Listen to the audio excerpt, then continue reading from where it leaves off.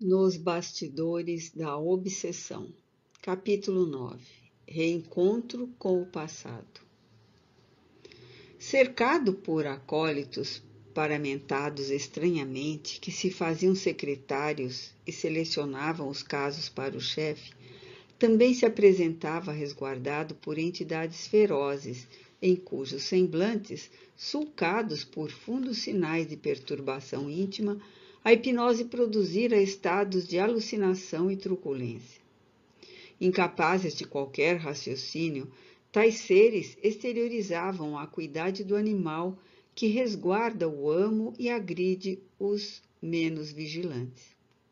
Dentre eles, se destacavam os que foram vítimas de transformações nas sedes do perispírito, ali presentes, possivelmente, com a finalidade de criarem condicionamentos psicológicos de medo nos consulentes menos avisados. O irmão Glaucus, muito sereno, concitou-nos a prece muda e a preservação do estado espiritual de equilíbrio, fossem quais fossem os acontecimentos que porventura viessem a ocorrer, e nos manteve imediatamente atrás dos pequenos magotes que eram interrogados pelos acólitos. O nosso grupo unido aguardava enquanto o sacerdote, a pequena distância, tomava atitudes e decisões, utilizando-se sempre do pavor de que se fazia fâmulo avaro para dominar e influir consulentes. Uma entidade de aparência cruel se destacou dentre os fâmulos atuantes, acercou-se do irmão Glaucus e indagou dos motivos da entrevista e quem eram os participantes do conjunto. O venerando benfeitor elucidou com simplicidade que se tratava de espíritos dos dois planos da vida, necessitados de ouvir o Dr. Teófrastos a respeito de grave problema de obsessão em andamento e para o qual somente ele possuía os recursos necessários. Aduziu que fora indicado por Guilherme, o moço holandês que antes era membro daquela agremiação. Repassando o olhar de quase alucinado, fiscalizando-nos como tentando descobrir, além das palavras, os motivos reais da entrevista, sacudido por espasmos da face sucessivos, colocou-nos de lado e prosseguiu no mistério a que se dedicava. Só então me foi possível reparar o Dr. Teófrastos, considerando a pequena distância que nos separava. O rosto cruel, adornado de barba rala, a oriental, em torno de lábios grossos em rito de permanente ira, nos olhos avermelhados e grandes, algo fora das órbitas, ameaçadores, zigomas salientes, testa larga e cabeleira abundante, era a encarnação clássica do pavor. Como se adivinhasse a minha observação discreta, ele desviou o olhar da chusma que atendia e cravou nos meus os seus olhos, com interrogação forte e dura, fazendo-me baixar a vista perturbado. O irmão Glaucus, que observava o acontecimento, advertiu-me delicado. Estamos em tarefa do Senhor. Todo cuidado é indispensável para o êxito do empreendimento. Curiosidade agora é também desconsideração ao compromisso. Tenhamos tento. Com a oportuna observação, convocou-me caridoso ao recolhimento, à prece. Atendidos os que se encontravam à frente, foi chegada a nossa vez. Ficamos um pouco mais atrás, enquanto o irmão Glaucus, representando a equipe humilde e nobre, falou sem preâmbulos. Senhor, aqui estamos indicados por Guilherme, o holandês, que há pouco tempo se despediu desta organização, rumando em direção do corpo. O mago ergueu o sobrolho carrancudo e penetrou com dura expressão os olhos do benfeitor, procurando devassar-lhe o íntimo do espírito. Um dos asseclas aproximou-se e confidenciou alguma observação. A pausa oportuna, proposital, era dirigida no sentido de criar melhor recepção no ouvinte silencioso de expressão ferina. Prosseguindo, elucidou o nosso condutor. Ocorre que nos encontramos em perfeita identificação com Guilherme, que vos tem servido com dedicação, buscando-vos nessa oportunidade para falar-vos sobre Henriette, que sabemos vinculada ao vosso coração desde há muito. Henriette Marie de Beauharnais? Inquiriu, quase fulminado por forte raio de ódio. Sim, senhor, confirmou imperturbável o irmão Glaucus. A entidade levantou-se do trono ridículo e avançou furioso, como se fosse aniquilar o informante, que continuou sereno, confiante. Em chegando ao lado do instrutor, que revelava no semblante marmórea palidez, estancou o passo e, erguendo o simulacro de cetro, golpeou o piso reiteradas vezes, ameaçando com voz soturna, atitude essa que impôs alarmante silêncio no anfiteatro, que ainda se mantinha com algumas algaravias. Todas as atenções se concentraram em volta dos dois parlamentadores, e as entidades mais infelizes da corte aproximaram-se em atitude ameaçadora, cercando o chefe dolorosamente vitimado pela irascibilidade. E que deseja informar-me que porventura eu não saiba? Ignora quem sou? Esbravejou compreensivelmente revoltado. Sabemos sim, senhor, prosseguiu o mensageiro. Ocorre, porém, que, considerando a magnitude do assunto que viemos tratar, muito agradeceríamos se pudéssemos ser ouvidos a sós, sem os circunstantes. Somos portadores de notícias que somente a vossa autoridade devemos confiar. Depois de expressivo silêncio, arrematou. Henriette necessita do vosso socorro. O espírito, ferido pela inesperada surpresa, estrugiu cruas exclamações e gritos, dando ordens diversas, simultâneas, e segurando o irmão Glaucus violentamente, ordenou rouquenho: venha comigo. O benfeitor não opôs qualquer resistência e o seguimos. Os demais membros do grupo foram cercados pelos sequazes do chefe e conduzidos à parte dos fundos do anfiteatro, para onde ele rumara com o nosso mentor. A sala, de amplas proporções, era decorada em tons fortes e sombrios, em que bruxeleavam luzes de tonalidades chocantes. Aquele era o gabinete do vigoroso espírito das sombras, temido e detestado. Sentando-se em cadeira colocada em posição de destaque, ordenou: estou aguardando as informações. Imprimindo a voz em flexão nobre, sem qualquer afetação, o instrutor esclareceu: dedicamo-nos ao serviço de socorro aos padecentes, em nome de Jesus e... Jesus? Esta é minha casa, estrugiu o truculento espírito. Aqui este nome é maldito, detestado. Como se encoraja a dizer-me que se dedica a socorrer os padecentes diante do chefe da Casa da Justiça? Avançou feroz, espumejante, como se desejasse destruir aquele que o enfrentava, sentindo-se, no entanto, impossibilitado de fazê-lo.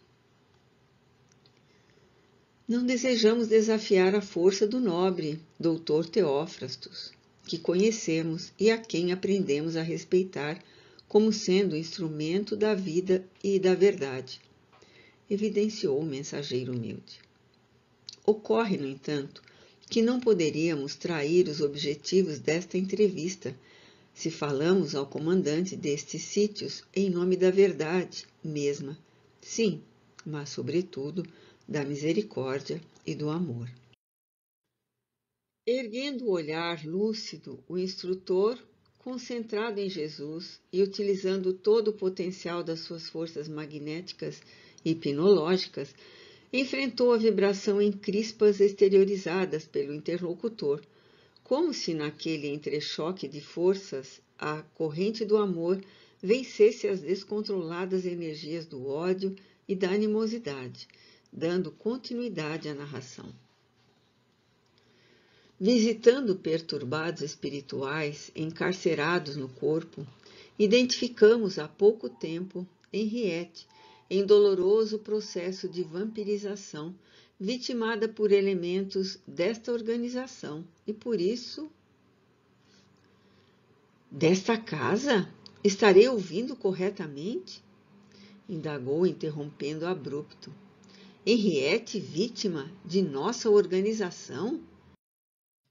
E que o induza a pensar que me interessa a vida de qualquer pessoa da Terra somente porque é supostamente Henriette Marie de Beauharnais? Quem o informou de que eu poderia ter algo a ver com essa personagem? Ela mesma, redarguiu o mentor tranquilo. Assistindo-a com recursos magnéticos, conseguimos fazê-la recordar o passado, para fixar-lhe socorros, e enquanto narrava o próprio drama, evocou o imenso amor que dedicou à sua pessoa nos idos do século XV, antes de funesto acontecimento. O Dr. Teófrastos, colhido intempestivamente pela informação segura e indiscutível, ergueu-se outra vez de um salto e, apoplético, segurou com mãos de aço o narrador, indagando descontrolado. Onde se encontra ela? Que lhe aconteceu? Que foi feito da sua vida? Leve-me até a sua presença imediatamente. Desejo averiguar. Não posso, amigo. Não depende de mim e sim de vós. Esta é a razão da entrevista que estamos mantendo. Desejamos concertar um meio de conciliar os objetivos elevados a que todos nos propomos, de modo a regularizar as situações em desalinho, de cujo labor resultam os benefícios de que temos necessidade. Mas eu sou um dos gênios do mal e as minhas medidas diferem das suas, estrondou ofegante. Represento a justiça e odeio a misericórdia. Desperto cada consciência criminosa para o rélio da punição. Nunca defrontei, nem usei a piedade ou a comiseração. Sou vítima do cordeiro e o odeio. Não há, pois, termo de conciliação entre nós. Sinto-me, portanto, obrigado a extirpar-lhe a confissão através dos meus métodos, que certamente não lhe são desconhecidos. Sim, certamente os conhecemos, assentiu o benfeitor. Convém, todavia, considerar que, antes de tomarmos a atitude de procurar-vos o local de denominação, examinamos as diversas possibilidades de vitória e fracasso, concluindo pela primeira hipótese, tendo em vista que não vimos aqui solicitar, mas oferecer, em nome do doador supremo da vida, de quem não nos evadiremos indefinidamente. Afirma o Dr. Teófrastos que foi vítima do cordeiro e sabe que a informação não confere com o fato. As diretrizes do cordeiro jamais foram compatíveis com os processos da Inquisição Católica, como não são concordes com os métodos da justiça de Deus, esses da justiça aplicados pelas vossas mãos. Quanto à ameaça de arrancar-me as informações que deseja por métodos incompatíveis com os Intuitos deste encontro, concluímos pela inexibilidade, já que a nossa presença informa do interesse que temos de ofertar os esclarecimentos sem qualquer pugna que gere uma situação infeliz entre nós ambos. Mas eu posso reter os participantes da sua embaixada nos meus domínios, nos quais sou senhor absoluto, baldou soberbo. Não discuto a posição relativa do chefe, clarificou o irmão Glaucus. Desejamos, porém, lembrar-vos de que o poder de que falais vem todo ele do alto, de Deus, desde que ninguém é o dono da vida senão ele. Quanto a ficarmos retidos em vossas mãos, isto somente viria a acontecer se essa for a vontade dele. E sendo, submetemo-los humildemente, tendo em vista poder servi-lo em qualquer lugar e em toda situação, por mais embaraçosa nos pareça. Lágrimas nos orvalharam os olhos. A linguagem desataviada e franca do benfeitor, a atitude firme e humilde, testemunhavam as mil necessidades de porfiarmos na verdade sempre, em nome do Senhor. O Dr. Teófrastos, vencido pela lógica irrefutável do visitante, dissimulou a ira que o empolgava e, embora continuasse arrogante, inquiriu: que deseja afinal de mim? Que me ajudeis a libertar Henriette. Como eu poderia fazê-lo? Se nos acompanhasseis ao recinto de provações e de dor em que se encontra, vencida e arquejante sob implacável revel que a dilacera, vencedor. Sigamos então sem delongas. Recordamos ao nobre Dr. Teófrastos que seguiremos em missão de misericórdia e que os métodos junto ao verdugo que a infelicita serão os vigentes nas leis de amor, conforme ensinados por Jesus Cristo. Não percamos tempo com discussão inútil. Adiante! Convocando 2 guardas que se encontravam postados fora do recinto, confidenciou algumas instruções. As demais entrevistas foram suspensas, e abrindo caminho entre os sofredores que ainda se encontravam no recinto, acompanhamos o antigo mago na direção dos veículos que nos aguardavam à porta. Transcorridos 15 minutos, aproximadamente, chegamos a velho casarão de aspecto apavorante pelo abandono a que se encontrava relegado e penetramos pelo imenso portão de entrada. O trânsito de desencarnados, de aparência lastimável, era muito grande. Encarnados em despreendimento parcial pelo sono, apresentavam-se agitados, semiloucos.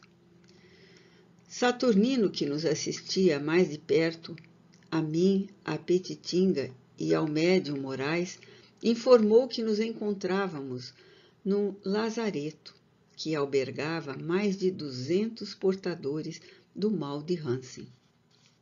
Odor nauseante e forte empestava o ar e densas nuvens, originadas pelas vibrações carregadas de revolta e desespero, ofereciam o aspecto das regiões infelizes do mundo espiritual inferior, em que muitos se reeducam pelo sofrimento.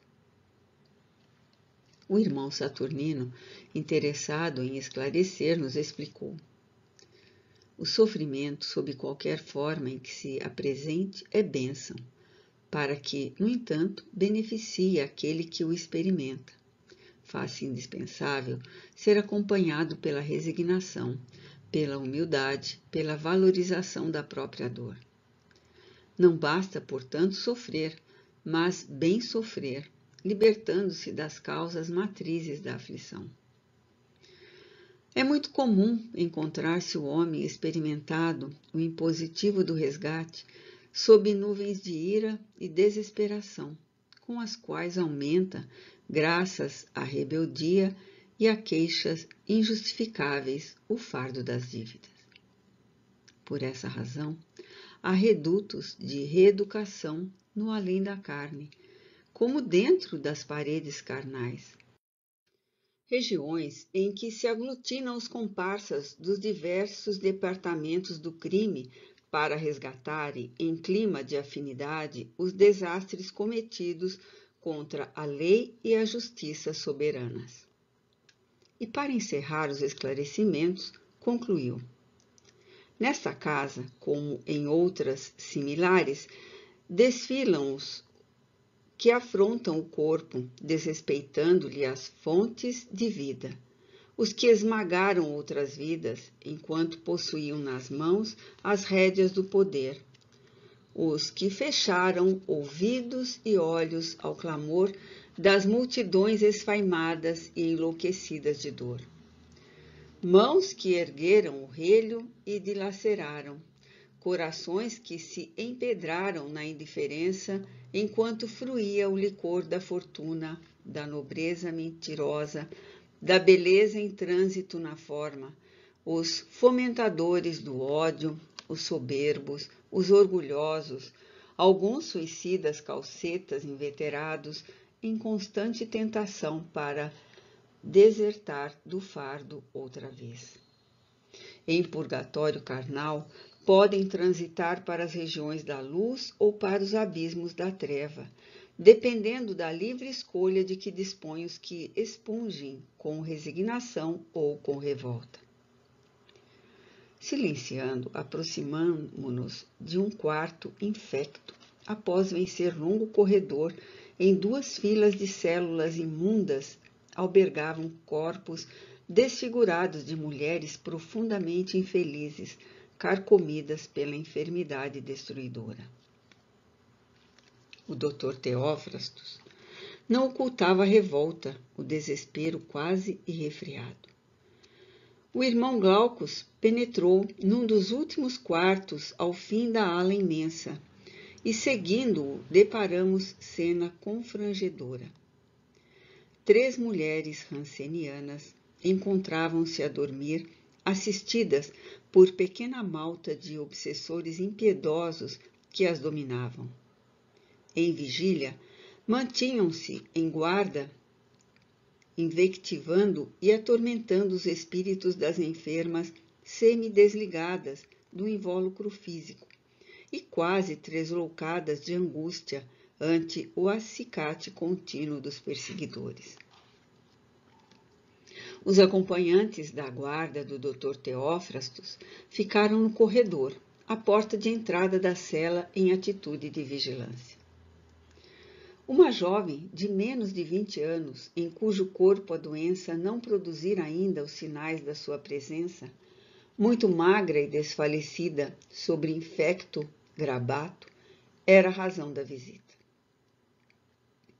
Muito calmo, o irmão Glaucus elucidou, dirigindo-se ao mago de Rouen. Eis aí Henriette. Tende cuidado e piedade do seu algoz. Iremos atendê-lo. Evitai, porém, o ódio. O sicário que se refestelava no martírio de verdadeiras multidões, contemplando a jovem desmaiada, banhada por auge do suor e vencida por vampirismo aniquilante, gritou estertorado, blasfemando, e avançou na direção do seu êmulo, ali em posição de adversário, no que foi retido bondosamente pelo instrutor. Olhando Saturnino, o mentor amigo transmitiu uma solicitação silenciosa, e o obreiro da caridade, levantando a voz, exorou a proteção divina em compungida oração com que nos sensibilizou a todos.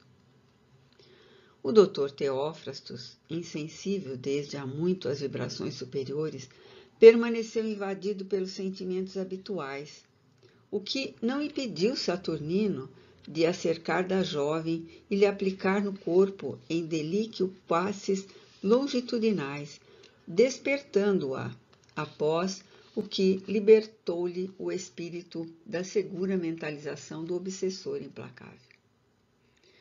A moça acordou no corpo, inopinadamente, com o olhar esgazeado, como se retornando de um pesadelo, para novamente adormecer, após ligeiros minutos de composição dos pensamentos. Sensibilizado com a paisagem de sombra do pequeno recinto, Saturnino atendeu às demais internas, exortando aos seus adversários desencarnados que abandonaram o recinto bulhentos, obscenos, insensíveis. O perseguidor da jovem, no entanto, foi mantido ali em sono hipnótico, enquanto o irmão Glaucus produzia o desdobramento da paciente e sua imediata lucidez. A moça relanceou o olhar pelo recinto e, ao deparar com a figura do Dr. Teófrastos, foi acometida de choque, desejando evadir-se. Assistindo-a carinhosamente, o instrutor vitalizou-a com fluidos calmantes e sugeriu que a entidade se aproximasse. A antiga vítima da Inquisição avançou, visivelmente emocionada, e sem poder dominar a alma em febre, gritou: Henriette, Henriette, que te fizeram? Por que me abandonaste? Choro convulsivo irrompeu, desatrelado do verdugo de muitos. Embora a jovem se chamasse Ana Maria, pareceu registrar aquela voz no recôndito do ser e repentinamente desperta, graças às energias vigorosas que o instrutor lhe aplicava na sede da memória espiritual, respondeu também em pranto: Quem me chama? Que desejam de mim? À medida que Ana Maria despertava para o passado, sua forma espiritual registrava os sinais das tragédias que lhe sucederam através do tempo, para apresentar-se consideravelmente mudada, envelhecida com as marcas da desencarnação e as características da antiga personalidade. Isto é a minha Henriette Marie? Esbravejou o mago. Não pode ser ela, era linda e pura. Essa sombra é alguma megera para confundir-me. A interrogação dolorosa ressoava no ar quando a entidade infeliz retrucou: E tu, quem és? Por que me ofendes? Eu, se tu és Henriette Marie, eu sou aquele que sempre te amou. Sou Teófrastos, a quem a fogueira inquisitorial não consumiu, nem a morte pôde fazer morrer o amor que sempre nutri por ti. Evocando através da ansiedade das palavras o amor do passado e a desencarnação imposta pela ignorância vigente no pretérito, o chefe da organização maléfica foi sacudido por violento e convulsivo pranto, em que as comportas da alma, longamente fechadas, pareceram romper-se de inopino, dando passagem à caudal refreada em volumoso bloco. Despertando muito vagarosamente, Ana Maria apresentava-se tristemente desnudada pela realidade dos atos pretéritos, semelhando-se a fantasma de dor no qual estrugissem todas as aflições de uma só vez. O perispírito, cruamente assinalado por exulcerações postulentas que denotavam os atentados sofridos no longo curso dos séculos, sem que as mãos do amor ou da redenção nela houvessem conseguido trabalhar a reorganização das células ou modificar a estrutura do tom vibratório que a infelicitava, causava compaixão. O amante, em desespero, esquecido de si mesmo, contemplava aquelas transformações que ocorriam ante os nossos olhos. Ele, que estava acostumado a cenas muito mais horripilantes, nas quais era hábil manipulador das forças que jazem inconscientes nos departamentos mais íntimos do espírito humano, sem ocultar o assombro de que se fazia possuir. A forma jovial, até há pouco na moça perseguida em espírito, assumiu expressões angustiantes e, como se fora despertada dos centros das mais íntimas e doridas recordações, explodiu. Ó Deus misericordioso, tende piedade de mim, Por que sofro, meu pai? Piedade, piedade.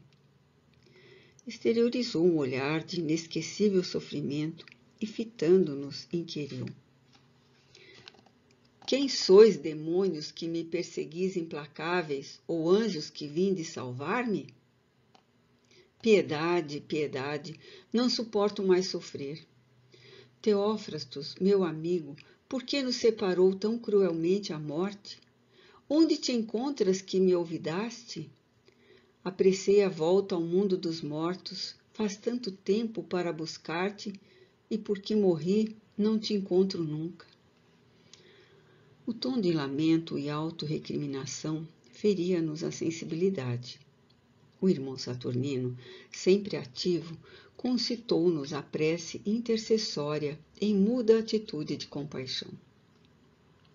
Lentamente, as densas sombras do pequeno reduto começaram a diluir-se como se vagarosa e suave madrugada tingisse de luz as trevas que as mentes desarvoradas ali reuniram com o passar do tempo.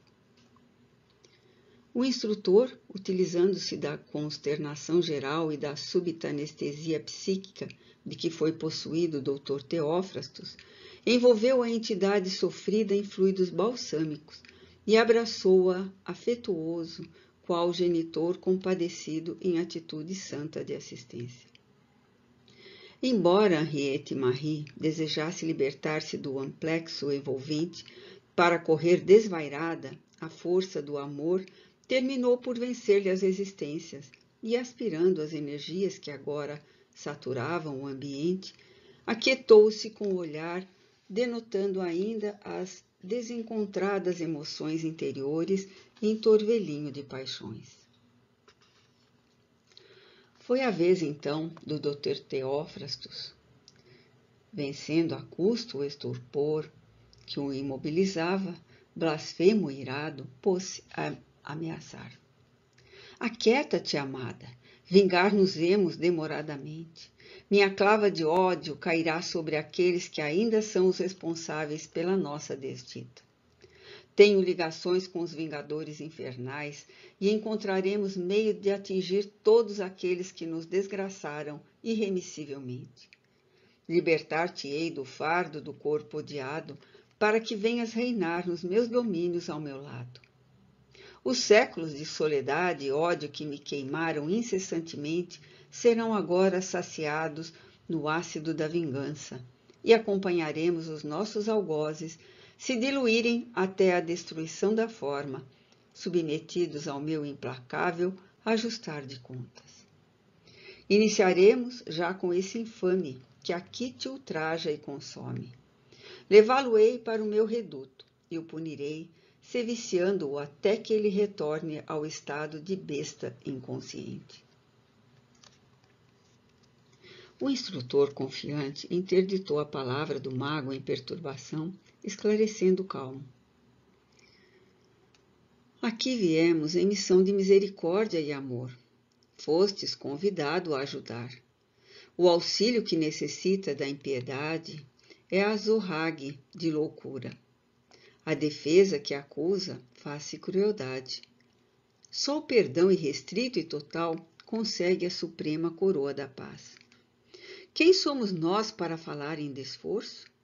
Estamos todos sob leis rigorosas, das quais não podemos fugir. O ódio ateia a centelha de destruição, que somente cessa ante o amor vitorioso e forte. Não acreditemos nos encontrar nas mãos da desventura, saindo de uma justa de horror para outro duelo de crime, nascendo e renascendo em roda de vidas inferiores, sufocados pelos miasmas do desespero e da criminalidade. Não há por que deixar que a loucura possua a razão e a esmague, e que o sentimento seja dominado pelas sensações da fera que ainda jaz em todos nós, aguardando o momento de revelar-se implacável. Mas eu sou o Dr. Teófrastos, interrompeu impetuoso e lúrido pela cólera, esbravejando tonitruante. Sim, Sois o irmão que agora experimenta a dor, a mesma que vos comprazeis em infligir, redarguiu o mentor. Este é um dos momentos em que o denominado choque de retorno realiza no seu mistério. Não ignorais, através do conhecimento das leis de força na física, que a resistência está na razão direta do movimento produzido pelo impulso dado ao objeto arremessado. Toda ação, por isso mesmo, produz reações que se sucedem e avançam, chocando-se com os ditames da sabedoria divina e logo retornando na direção de quem as imprime. A violência, portanto, somente consegue destruição e, como nada se aniquila, a colheita do ódio é sempre ácido e chuva de amargura. Não, eu não suporto vê-la nesse estado, interferiu congestionado. Não terei direito a essa mulher que a vida me negou desde os primeiros momentos? Eu que comando inúmeras mentes a um simples gesto, meus servidores que se encontram aí fora dispõem de meios de atrair verdadeira legião de quem me deseje servir, e provocaremos um pandemônio, denominando-vos a esses, arrebatando essa a quem desejo, a fim de que permaneça comigo. Sei utilizar-me dos recursos que produzem a ruptura dos vínculos que atam o espírito ao corpo. Nesse sentido, os meus conhecimentos ultrapassam os seus.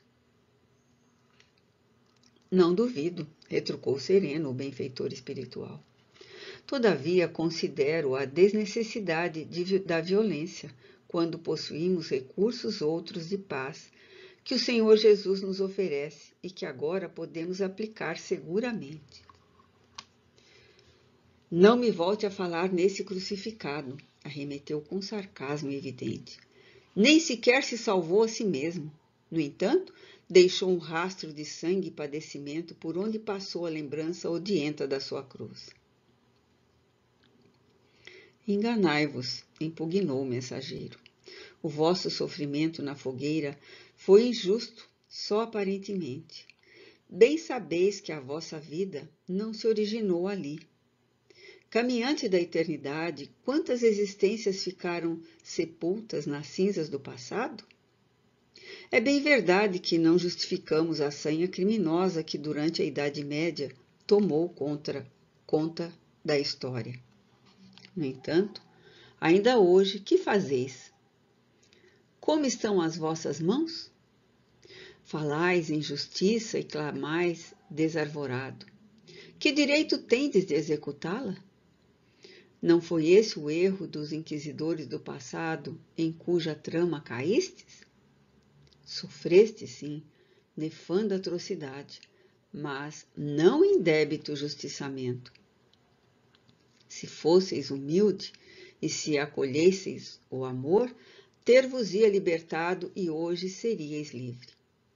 No entanto, convertestes a oportunidade em fardo de horror e, enlouquecido, acreditastes no poder da força, sempre transitória, porque somente perene é a força do amor que ainda desdenhais. O próprio mestre, mesmo perseguido e condenado, lecionou perdão ao invés de revide, compaixão diante do ofensor, misericórdia em relação ao revel e caridade em toda circunstância. E ofereceu-se a si mesmo. Ele, que é o excelso Rei Solar, diretor dos nossos destinos. Reconhecei a própria fraqueza e parai a escutar quanto ignorais. Ainda não ouvistes Henriette Marie. Os conceitos felizes e oportunos do irmão Glaucus e a hábil maneira com a qual desviaram o tema para os problemas da sofredora produziram o efeito desejado sobre o aturdido vingador. Conta-nos, apressou-se quase súplice, conta-nos o que te ocorreu.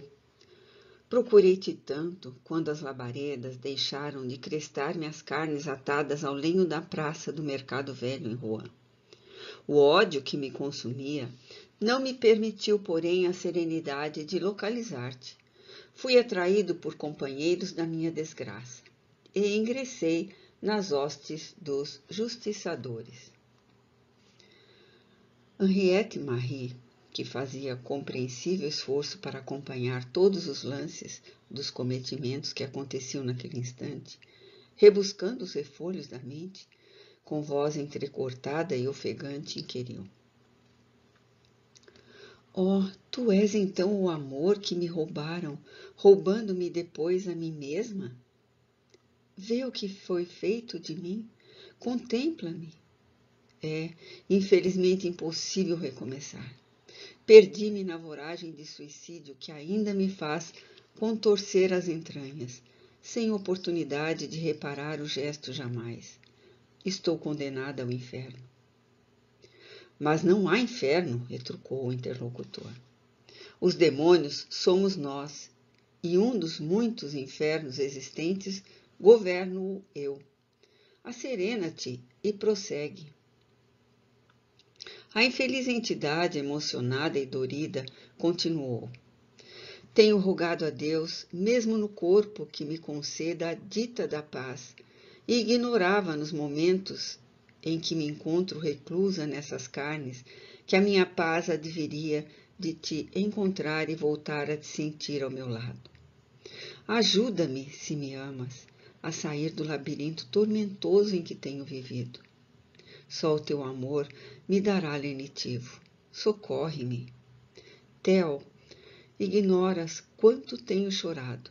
Minhas lágrimas transformaram-se em aço derretido, que me escorre dos olhos dilacerados, ferindo sem cessar a face. Ouvindo-a, o doutor Teófrastos achegou-se e, de joelhos, vencido por emoção desesperadora, ferido como animal acuado, acudiu. Que não farei por ti, eu que desde que te perdi me converti em chama crepitante, que não se consome na voragem da própria desesperação? Aqui estou, não sofras mais, tem paciência. E Henriette Marie fitou-o então com um olhar de suprema angústia, através do qual grossas lágrimas rolavam incessantes. Atendida pelos fluidos benéficos do irmão Glaucus, cujo tórax parecia uma estrela refulgente em claridades cambiantes e diáfanas, que envolviam a sofredora ofegante, como se desejasse aproveitar-se do instante que se apresentava único, para derramar o fel retido no coração, explicou. Passaram-se tantos séculos já e parece-me que tudo aconteceu ainda ontem, quando me informaram que havias sido condenado pela Inquisição ao pão da dor e à água da agonia. Compreendi que passarias a justiça infame que governava, arbitrária, caminhando para a fogueira. Tentei ver-te, sem o conseguir nunca. Não te pude dizer do amor que me estrugia na alma e nos sonhos de ventura que acalentara para fruir o teu lado. Quando me anunciaram o teu suplício em praça pública e a tua morte, refugiei-me nas sombras do convento, buscando o esquecimento e o abandono de tudo. A imaginação dos teus suplícios, amado, atormentava-me, roubando-me demoradamente a paz e conduzindo-me à loucura em processos de longo curso. Mas não fugi ao cruel destino que nos perseguiu implacável. Ignoras talvez que o infame que presidiu o processo em que foste envolvido fê-lo por felonia. Só mais tarde eu soube. Disse-o ele mesmo através da boca do confessionário, quando me quis roubar a honra e apossar-se de mim, que lhe parecera presa fácil aos caprichos de um homem devasso, fazendo-me serva das suas paixões. Sabendo do nosso amor, pois que eu lhe narrara através da confissão auricular anterior, dominou temporariamente a paixão, e sem que o soubesse, eu mesma lhe fornecia as bases processuais, quando lhe narrei as incursões que fazia no reino dos mortos e as práticas a que te dedicavas. Pedi então conselhos ao nefando traidor, e ele tudo fez para afastar-te do meu caminho, acreditando, lobo que era, na possibilidade de devorar a ovelha. Profundo suspiro se lhe escapou dos lábios, como se todos os sentidos, tensos desde há muito, relaxando-se agora, se fossem despedaçando. Ansiosa por libertar-se das hórridas recordações, prosseguiu.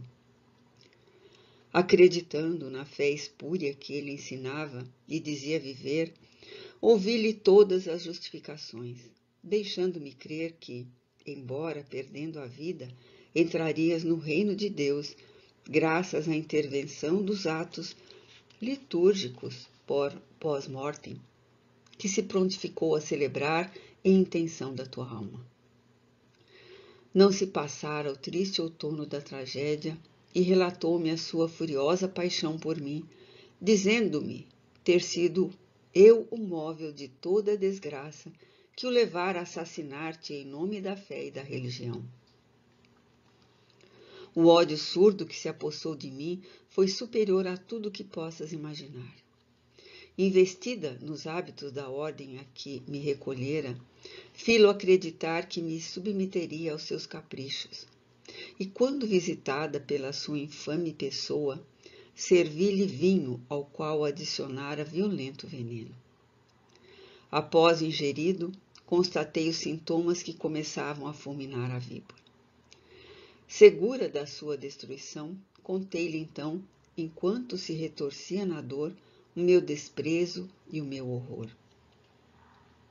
Vencida pela loucura, libei ali mesmo alta dose do vinho envenenado e sucumbi de imediato, sem nunca morrer. Desgraçada de mim, reencontrei-o logo, esperando-me. O que me aconteceu desde então não posso relatar. São sucessões de noites em que viajo ao inferno 1000 vezes e retorno, ora vencida por forças satânicas, dentre as quais ele se destaca.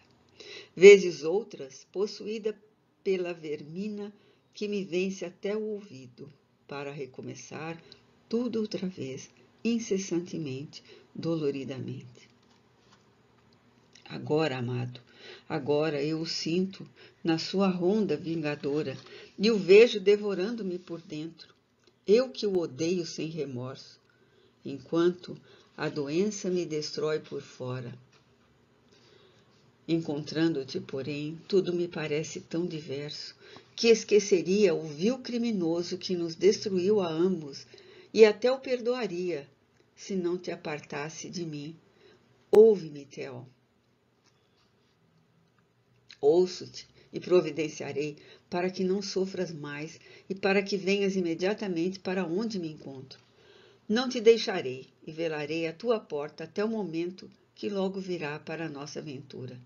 Vencidos os últimos óbices que nos separam, esses frágeis laços de carne e sangue. Embora semi-fulminado pela narração, espumejante de ódio e furibundo, o Dr. Teófrastos já denotava os sinais do milagre do amor. A voz repassada de sofrimento indefinível com que Henriette Marie relatou o complexo drama em que se vira envolvida, deixava no verdugo de muitos o desejo imenso de minorar-lhe a longa e intermina dor, suportada por tantas décadas. Henriette Marie, informou o mago de Rouen, embora ignorasse todo o teu sofrer, como lenitivo quero que saibas que aqueles que nos desgraçaram experimentaram nas minhas mãos o látego da justiça. Fiz-me rei de domínios em que o horror exerce predominância sobre a piedade e em que a vingança é a lei de toda hora. Ferido, retornei aos sítios da nossa infelicidade e busquei-te. Não te logrei achar.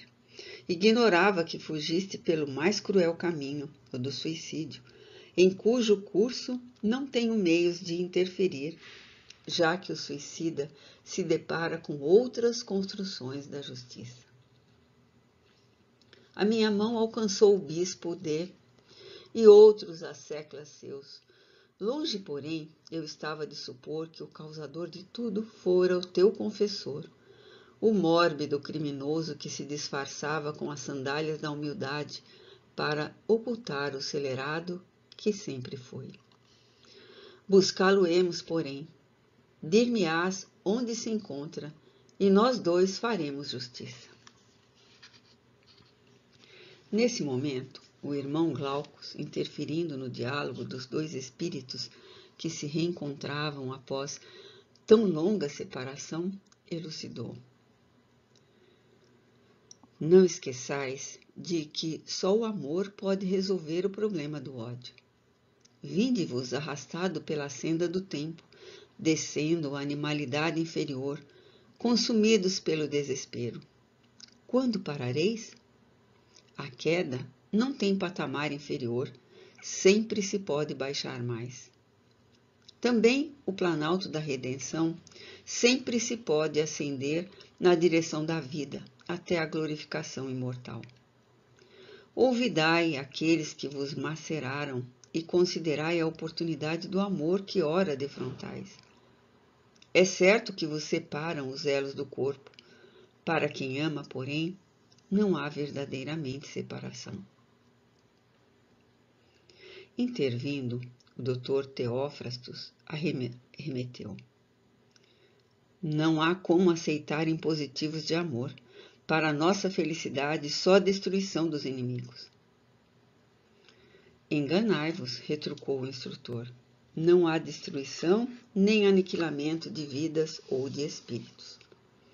Qualquer tentame nesse sentido somente alongará indefinidamente o vosso martírio. O ensaio de desforço separar-vos-á, e a loucura da suposição quanto à desencarnação de Ana Maria não passa de ingenuidade, que acalentais sem exame minudente e lógico. Não somos os arquitetos da vida. Assim, pois, não temos o direito nem podemos interferir no seu curso, que obedece à planificação superior que vos escapa. Ouvi-me. O algoz a quem odiais é também vossa vítima. Infeliz espera a oportunidade de perdão, para igualmente perdoar. O fel, sorvido incessantemente, desespera-o e, vencido pela própria insânia, desde há muito perdeu a faculdade de discernir. Escravo do ódio, é vítima dele mesmo, tendo-se feito catarma por vontade própria. Feri-lo mais é arrematada loucura. Já não sofre, perdeu a faculdade de experimentar a dor. Obedece a impulsos mecânicos do condicionamento demorado a que se jungiu. Ajudá-lo é ajudar-vos. Socorrê-lo com a piedade significa libertar-vos. Embora estivesse disposto ao duelo verbal, o Dr. Teófrastos denotava cansaço, e o reencontro com Henriette Marie, de certo modo, conseguira feri-lo, ensejando-lhe novas concepções sobre as leis divinas. O irmão Glaucus, nesse momento, adornado de luzes como veneranda figura ressurgida em madrugada de imortalidade, tomando os dois seres, qual se fora o genitor de ambos, disse: reencontrar-nos-emos outras vezes. Desdobram-se-nos perspectivas para o amanhã. Agora, se nos impõe a momentânea separação, Ana Maria deve reassumir os deveres do ressarcimento a que se encontra vinculada. E vós, amigo, necessitais pensar. O tempo ser-vos-á conselheiro. Despeçamo-nos e reconduzamos a nossa querida amiga aos seus compromissos humanos, que não podemos interditar nem modificar. O Dr. Teófrastos tentou reagir e insistir. Diante, porém, do benfeitor, cujo olhar penetrava-o docemente, o atormentado juiz e vingador baixou os olhos e silenciou. Foram ministrados passes no obsessor de Ana Maria, que se encontrava ao lado, e providenciada a sua remoção dali. O Dr. Teófrastos despediu-se, sendo antes informado da possibilidade de novo encontro em dia previamente assinalado, quando voltaríamos ao lazareto. Reconduzidos ao veículo que nos esperava à porta da casa, retornamos ao templo de orações e, após comovida prece, fomos reconduzidos ao lar. Um amanhecer em tons róseos e azuis vencia a natureza em sombras, anunciando o novo dia.